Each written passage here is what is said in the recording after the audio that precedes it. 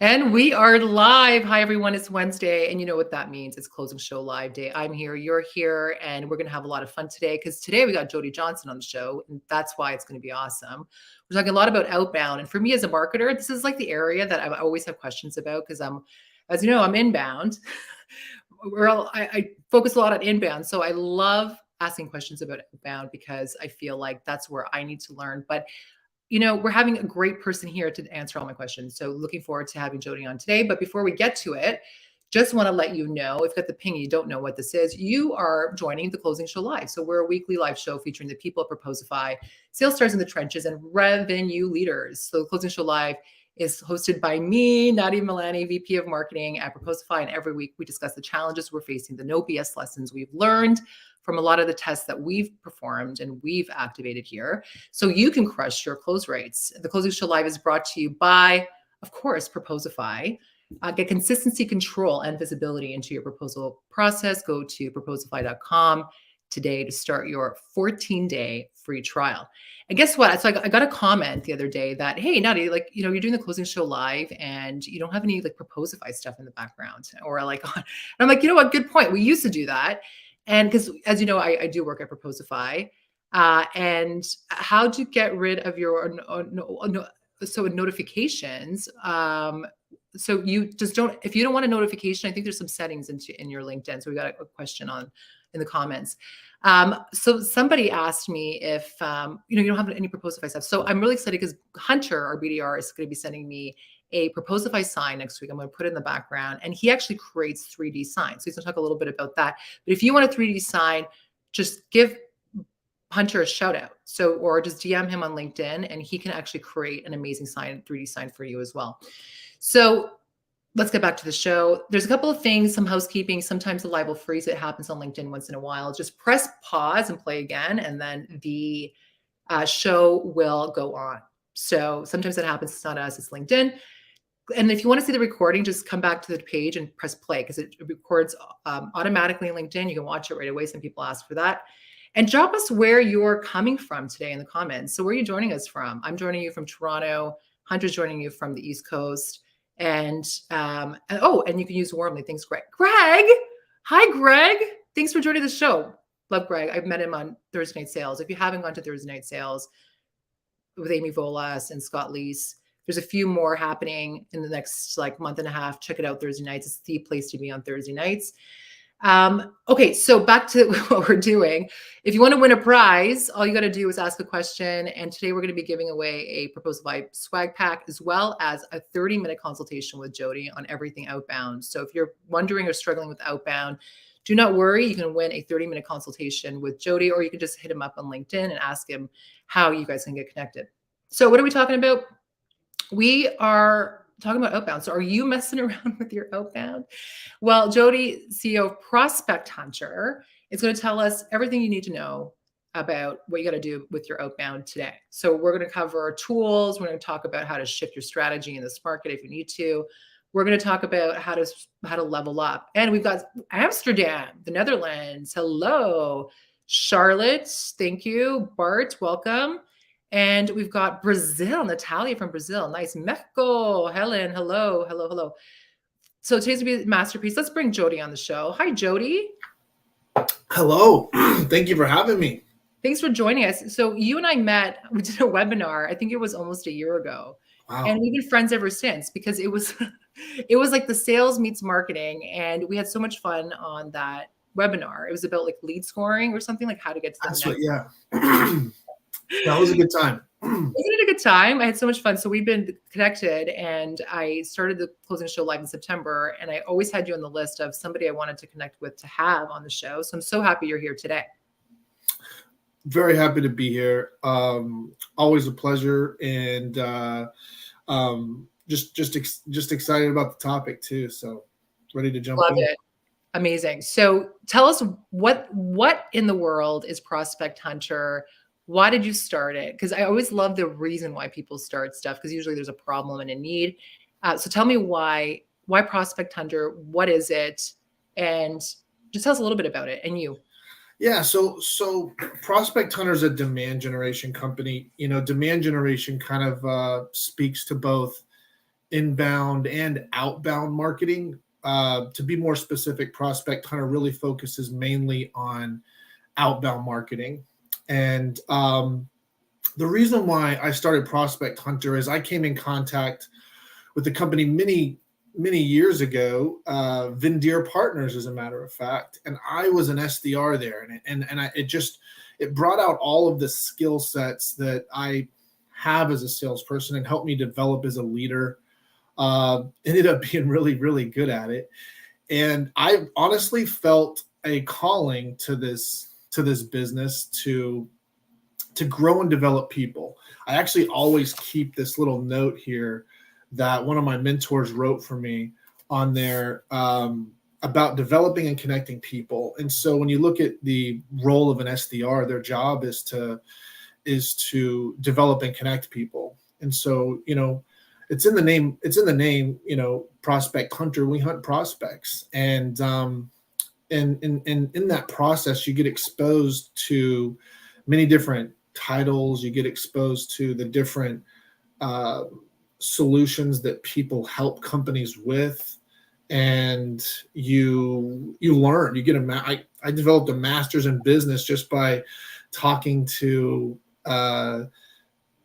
different title paths and what problems they're having, and learning about different solutions and how to solve those problems. And so wanted to create Prospect Hunter to expose more people to that experience and equip them to be able to develop in their careers. And so that's really the meaning behind Prospect Hunter, the why behind Prospect Hunter, is to grow and develop people that grow and develop sales pipelines.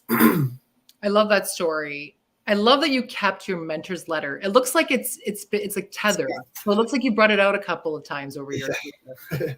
Yeah, there's some notes on the background there and some coffee stains. And so. That is my number one recommendation when you start something, or when you're really in your career, is to keep those things, because I think that you need them, especially when you're starting a new venture or you're starting a new job. It's just remembering what you did right and the amazing advice from mentors that over the years. So I had a box of that stuff, and I actually lost the box when I moved, and it was like heartbreaking for me, because I lost so many mentor letters and cards over the years earlier in my career. And to this day, it breaks my heart that I lost that box. But then after that, I was so adamant about keeping all of that. So I love that you shared that. Because I think that gives you a lot of meaning into your story and why you started it. But let's get down to like the outbound stuff. So you were really good as an SDR. You started doing it, and you're like, holy moly macaroni, I'm really good at this, and I'm gonna like do this more and help people do more. So you've helped a lot of companies over the years, and I want to get a good sense of like, what are the common mistakes you see sales teams make when it comes to outbound? Oh man, it's different for each company. Lou DeBella's here. I have to say hi to Lou, one of my good friends. Hi, Lou. And a lot of people from Prospect Hunter, Amelia Taylor. Shout out to Amelia. Thanks for joining. And the common mistakes, it just depends on the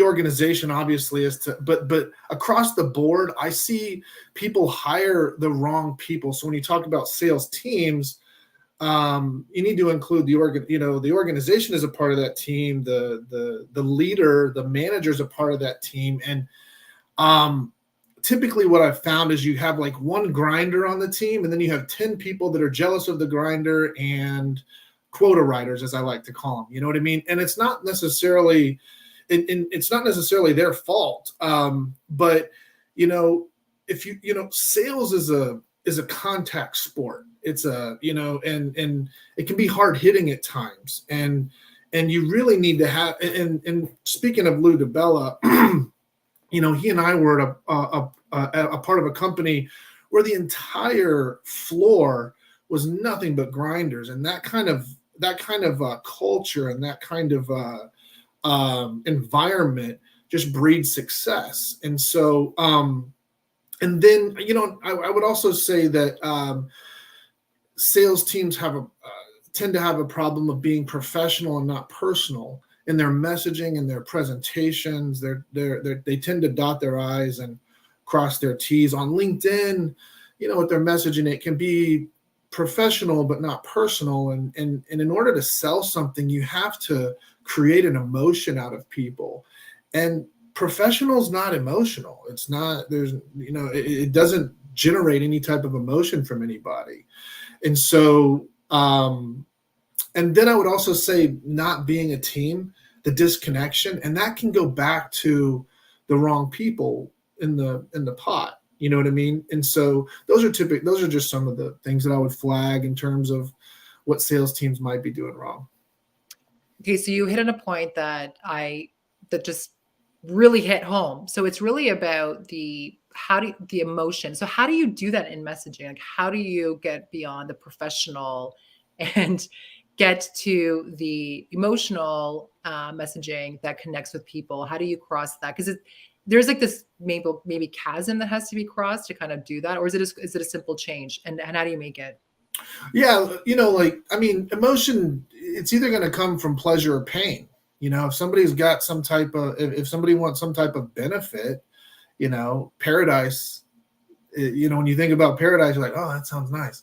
When you think about, like dentist, and, you think about like, oh, toothache is not cool. And so, those are the two main drivers that I think can generate emotion, but there's many other ways that you can kind of generate emotion. And I think that's why people look through LinkedIn to be able to type of draw some type of connection towards their audience. And so you can find that by the problems that they solve as a responsibility to their company, or a problem that they solve as an organization. Love it. So, yeah. Jesse Lizak is in the house, Whiskey Wednesday. What would you say to B2B salespeople who are not active on LinkedIn? I have a bunch of stuff I would say, but I'm gonna leave it to Jody to take that one. Yeah, I mean, there's you need to find a way to get active on LinkedIn. You're just missing. That's kind of one of my points of something that you can kind of do to help your sales career, because you're missing on a lot of valuable connections. There's an audience in here that's active, that's probably in your market, and if they can't see you, then it's going to be harder for them to trust you. I think that salespeople tend to have a way that they do things that they have success with. And so teaching that dog new tricks, if it's it can be a little bit of a challenge to help them see the value there, because salespeople tend to say, this is working, I'm going to stick with this. And, but if it's not working, and the other, I'm kind of all over the place here, but the thing that I think that B2B salespeople need to understand as it relates to being active on LinkedIn is that there's a balance that you can strike to be able to develop that, and it can be a slow growth. And I think you're missing a big audience for sure. Yeah, I think that, like, especially if your persona ICP is on LinkedIn. Like, if you're not on LinkedIn, huge opportunity missed. So if you're in tech, or you're in AI, or you're in hospitality, or hospitality is actually one that could be. You can debate that one, but right. So I think there's a huge opportunity. And if your audience is really not on LinkedIn, there's still an opportunity to build that awareness and that branding. So if they are researching, you or your company, you've really established some presence there. Then I think that's valuable, and that builds trust. So I think huge opportunity missed. We have another question here on how to connect emotionally. So it's one thing to connect emotionally with your customers. So you can do that we talked about that with Jody. You do that by, being more authentic and being more conversational and kind of losing the professional thing. So his question is, how do you connect emotionally at scale while remaining personable? So how do you kind of take the one-to-one and bring it at scale? What are your thoughts on that? At scale, I think that, if you're trying to connect at scale, I think, vulnerability is it has a lot of value. You know what I mean? So like if there's some type of compelling event that's happened at your organization, don't be afraid to share it and package it the right way. Is something that you can share at scale, you know, and just be yourself. Personally, as an organization, don't be afraid to share, you know, more of the intimate knowledge about your organization. I think about the companies that I connect with the most, and they have a personal element to it that connects with me. And those are the people that those are the organizations that you're going to tend to partner with. And those are the individuals that you're going to partner with. I hope that I think that vulnerability is the key there with the organization or the person. So thanks, Chris. Great conversation. Yes. I love it when people are like, this is great. So let's talk about tools and tech, because I think that personalizing at scale is something that tech can help with. So obviously LinkedIn helps with scale. So you could get one message and get it out, you know, to a number of people, thousands, if not hundreds of thousands, if something, you know, hits one of your messages. So LinkedIn social selling is really important. So not only like at scale, but like one-to-one. So like building relationships one-to-one through DMs. Like I saw this message, that's awesome. And I think the ones that do it really well, because I get, you know, approached a lot digitally, and people are selling to me all the time, are those that like establish a relationship. So they're like, they notice something, or they're like, hey, I noticed that, you know, you're doing Closing Show Live. Did you know that, you know, you can, you know, have a better setup? I'm like, yeah, I do. Thank you. Like, I know, I bought everything. I just have to set it up. So then, you know, someone was selling me on their services of like, I can help you consult, you know, help. And so it's establishing that like relationship before you actually sell on something. So LinkedIn's obviously the obvious one, but what are other tools or outbound tools, maybe more like MVP? Because I think like in the spirit of doing like more with less, I think everyone's thinking about that, especially if you're leading a team. What are some tools that are kind of table stakes right now, or maybe not, that SDRs should be using? What are your thoughts on that? So there's a few here that I could throw out there. One that I think that most people miss, because we do get wrapped up in technology. Technology's biggest reason why we look at technology is because it's, you know, because of cost, speed, and accuracy, right?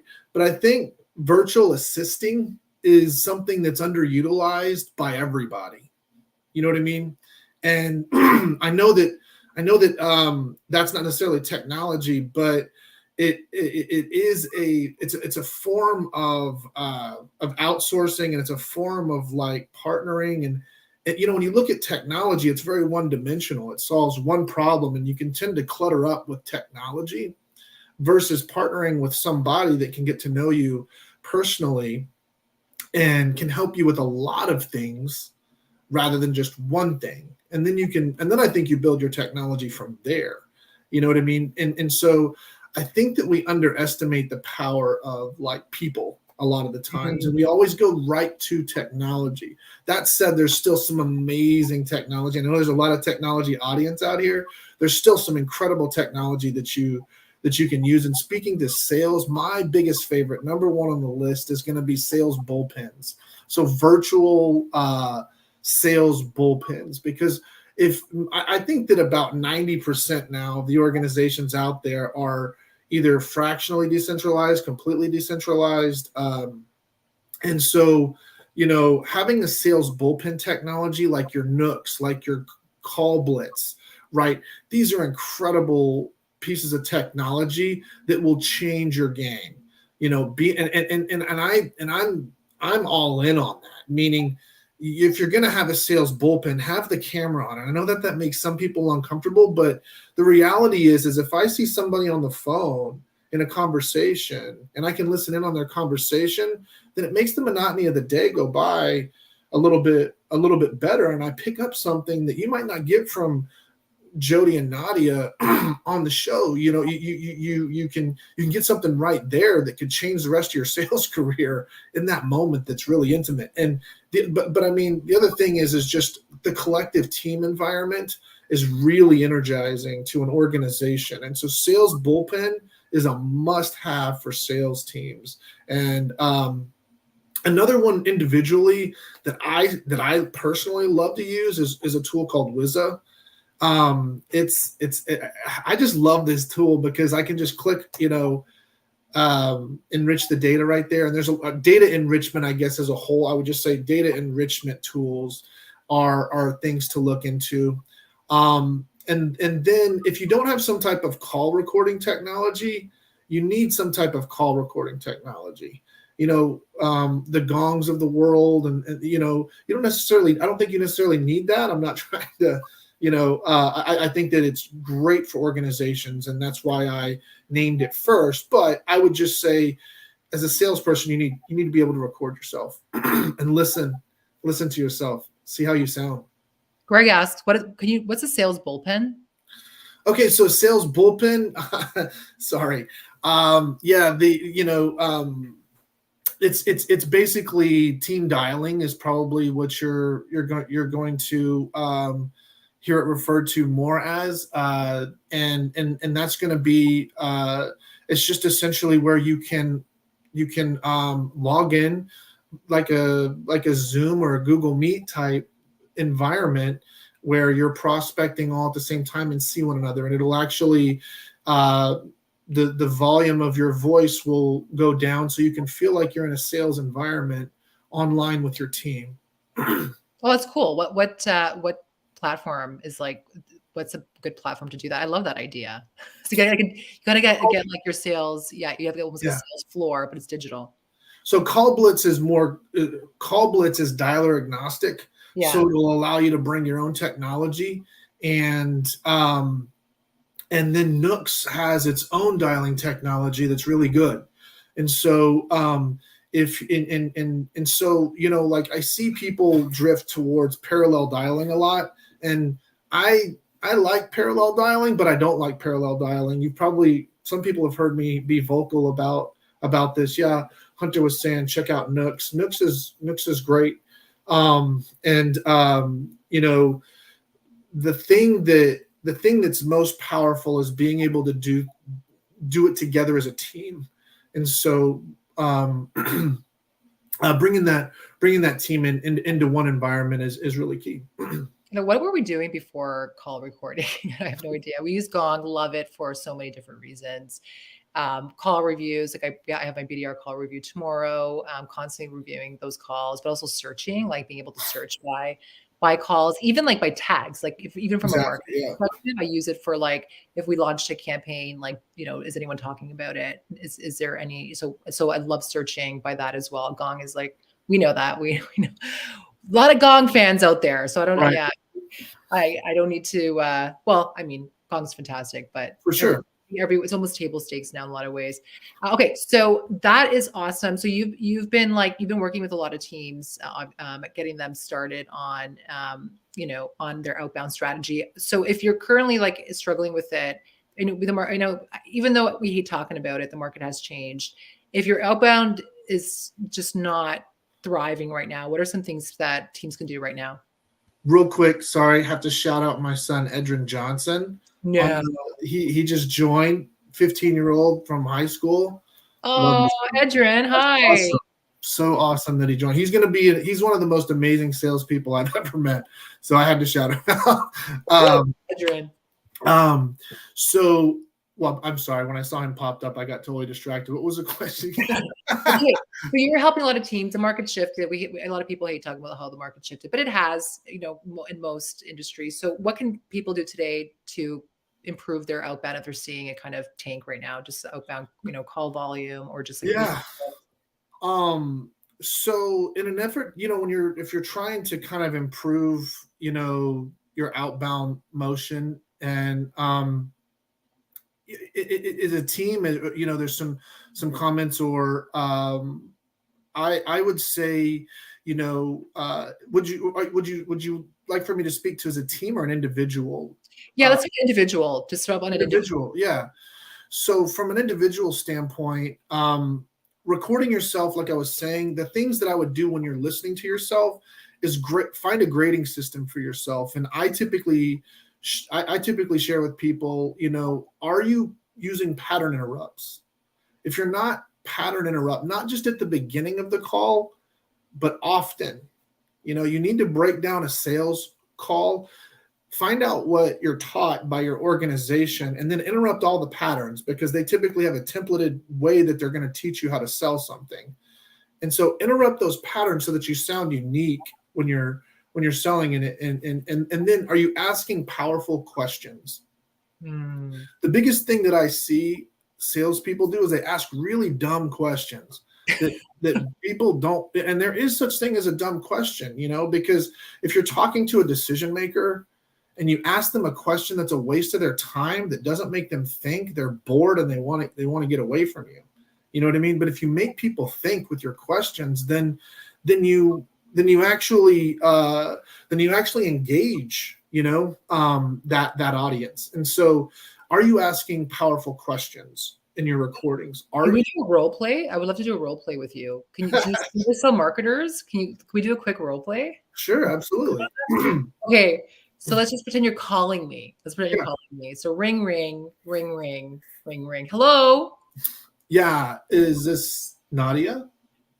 This is, but I'm really busy right now. So I'm so sorry. I actually thought it was my kid's school calling. I'm so sorry. And it wasn't my kid's school calling. I'm sorry. Who is this? Yeah, I'm actually calling you on behalf of Brian Tressenreiter, on behalf of Prospect Hunter. He's my director and asked me to reach out as a courtesy to you to schedule some time with you. Do you have time Thursday? I know I'm interrupting. Okay, I kind of remember that. Okay, great. So, okay, I have about like 1 minute. So, do you mind just like, can we make this really quick? Of course. Yeah. No, that's the whole purpose. So it sounds like you're familiar with Prospect Hunter. I am. Yeah. No, I've heard. I know this. I know. Yeah. So I've heard of Prospect Hunter. I've seen some stuff on LinkedIn. I know about a little bit about you guys. Yeah. So I wanted to see what you're, Nadia. I know as a marketer, and in today's landscape, you're always kind of looking for the next thing. I'm curious what's coming up in your weekly calls that you're trying to address. So my weekly calls, I'm just finding that we're getting a lot of no-shows lately. So we've never seen this before, especially from our inbound. Like usually from our inbound, there's really high intent. And all of a sudden we're just seeing that they're stalling, or deals or these meetings are just not happening. We schedule them. So last week we typically have, about 15 meetings per BDR, and we had 3 no-shows. We usually have like 1 no-show. So we need to get that fixed like ASAP. You need to get that fixed. I would love to get that fixed. Yeah. I would love to be a little bit better on booking the meetings or understanding what the challenges are. Cause we really aren't doing anything differently. We are, asking, we feel like the right questions, but for some reason we're just not able to book the same amount of meetings. I think it's the economy. I'm not 100% sure. Sounds like that's a big challenge for you. It is for our team because we're a little stumped. We're not sure what's happening. We've reviewed the calls. They seem like the initial call goes great. And then when it comes to, or the initial engagement's great, but then when it comes to booking the meeting, they're excited. And then for some reason, they're not showing up. And then we're rescheduling it. We've had 2 no-shows. Like we're noticing a lot more of that happening. What you say that you think that it's the economy. If it wasn't the economy, where would you point the finger? So I love that. So you're asking me, so I'm going to stop there because you're digging in. Everyone's saying it's economy, but you're going deep with the question. You're not just asking the surface level question of the economy. Okay, maybe it is the economy. You're asking the questions. You're getting into what's actually happening there. So I already like that call. It's different than a lot of the calls that I get from an outbound. So a few other things that I like to do whenever I'm prospecting. I tend to use what I call the power P's. And so it's parrot, paraphrase, pain scale, which is where I was going to go next, and then pressure release, right? Mm-hmm. And so when if you're familiar with Chris Voss, I know a lot of people are, he'll talk about mirroring and labeling. Yeah. And it makes people feel like you're listening to them when you repeat back what they're saying. And if you kind of paraphrase or label what it is that they're saying to you, and in the midst of that, they'll usually give you something that can be a more compelling question. Like, if it's not this, what is it that makes you think a little bit? okay, this is crazy, but we've actually run out of time. Like, so we do 30-minute hits. That And was fast. some of my guests are like, you know what? It's actually a good 30 minutes because it leaves people wanting more, right? Right. Absolutely. So two questions, and we're going to wrap up. One is, what's like the one thing you want our audience to remember in terms of Outbound? Like, what is one thing, if they're struggling right now, what's the most important thing they can do to make things different good? Yeah. I would get into dark social. That's what I would do. What's dark social? Everyone has their point of view. I want to hear what yours is. I just think it's the underground voice, I guess, if you will. It's just channels that it could be a WhatsApp channel, it could be a channel on LinkedIn or Slack, and get plugged into those channels because you get a closer heartbeat. It's actually, word of mouth, is really what it is, in my opinion. Do you share one dark social channel, or is it too dark to share? Like, is it that's actually a great dark social channel. Too dark to share would be a great dark social channel, in the small, I think that in my opinion, the smaller the better. But I think social is one of them. Yeah, that's a really good one. So social, if you want to connect with Jody on other dark social channels, how do people get in touch with you if they want to learn more about that, and just like how to be better at being better at Outbound, so they stop messing around with their Outbound?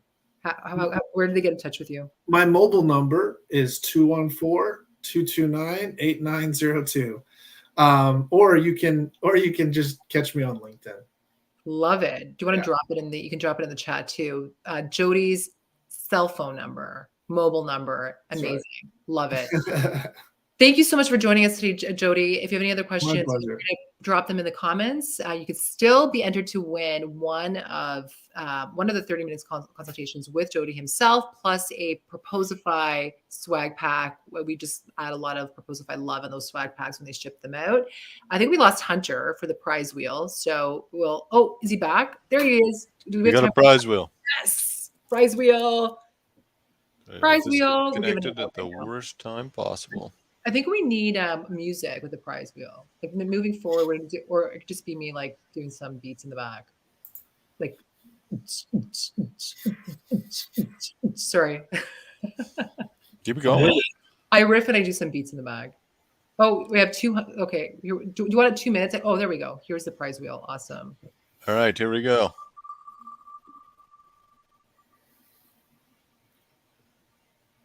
And the winner is Bart. Woo! Bart, you win a 30-minute consultation with Jody. Amazing. All you got to do is email marketers@proposify.com, marketers@proposify.com. I can't believe Jody shared your cell phone number. I love it. There it is. Awesome. Oh, thanks, Brian. Awesome. There we go. So thanks so much, Jody. You've been awesome. So join us next week. We're going to be back with another live, Close the Show live next week. Nate Nasrallah. So Nate Nasrallah is just like rocketing on LinkedIn these days. He's doing fantastic. Just such great value he's bringing to the table. We're going to be talking about how to build a solid business case. So a solid business case, you know how hard that is, but especially if there's multiple stakeholders. And I think there's more stakeholders in the process today than there ever has been in the past. That's just my guess. We're talking about it next week. Join us. Thanks, everyone. Have a great day.